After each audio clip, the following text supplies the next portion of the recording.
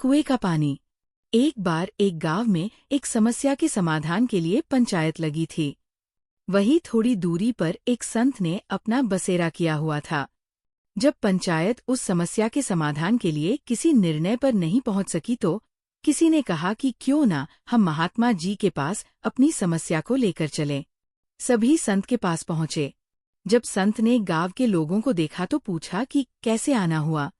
तो लोगों ने कहा, महात्मा जी, गांव भर में एक ही कुआं है और कुएं का पानी हम नहीं पी सकते हैं। कृपया हमारी यात्रा का समर्थन करने के लिए इस चैनल को लाइक, शेयर और सब्सक्राइब करें। आपका प्यार और प्रोत्साहन हमारे लिए बहुत मायने रखता है और साथ मिलकर हम और भी बेहतरीन कहानियां बना सकते हैं। हमारे परिवार का हिस्सा बनने के लिए आपका धन्यवाद। संत ने पूछा, हुआ क्या? पानी क्यों नहीं पी सकते हो? गांव के लोग बोले कि 3 कुत्ते लड़ते लड़ते उसमें गिर गए थे, जो बाहर नहीं निकल पाने के कारण उसी में डूबकर मर गए। हम इस पानी को कैसे पिएं, महात्मा जी? संत ने कहा, एक काम करो, उसमें गंगाजल डलवाओ। कुएं में 8-10 बाल्टी गंगाजल छोड़ दिया गया, फिर भी समस्या जस की तस रही। लोग फिर से संत के पास पहुंचे। संत ने कहा, भगवान की कथा कराओ। लोगों ने कहा, ठीक है। कथा हुई, फिर भी समस्या जस की तस रही। लोग फिर संत के पास पहुंचे। इस बार संत ने कहा, उसमें सुगंधित द्रव्य डलवाओ। सुगंधित द्रव्य डाला गया, नतीजा फिर वही। अब संत खुद चलकर आए।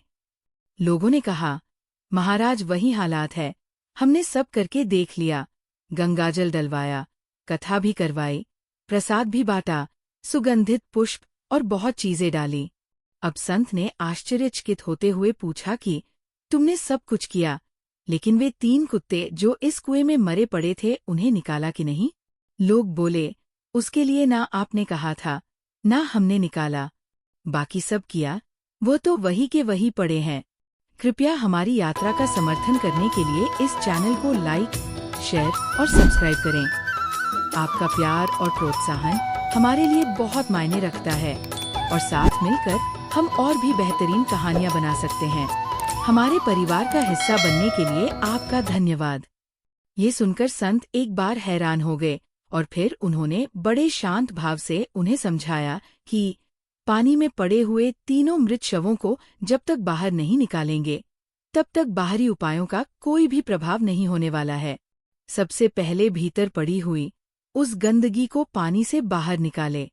ऐसी ही कथा हमारे जीवन की भी है। इस शरीर नामक गांव के अंतःकरण के कुएं में ये काम, क्रोध, लोभ, ईर्ष्या नाम के कई जानवर लड़ते झगड़ते गिर गए हैं और दीमक की तरह से चिपक गए हैं। ये हमारे अंतःकरण को अंदर से धीरे धीरे सड़ा रहे हैं। अब सोचने की बात यह है कि हम उससे बाहर निकलने के लिए क्या कर रहे हैं। हम खुद को बेहतर बनाने के लिए हर पल बाहर से तो कई चीजें भीतर ले रहे हैं, पर जो पहले से ही भीतर सड़ रहा है या जमा है, उसे निकालने के लिए हम क्या कर रहे हैं? एक बार इस पर विचार जरूर करें। अपने अंतर्मन को साफ कर लें तो बाहर भी हर एक चीज साफ दिखाई देगी।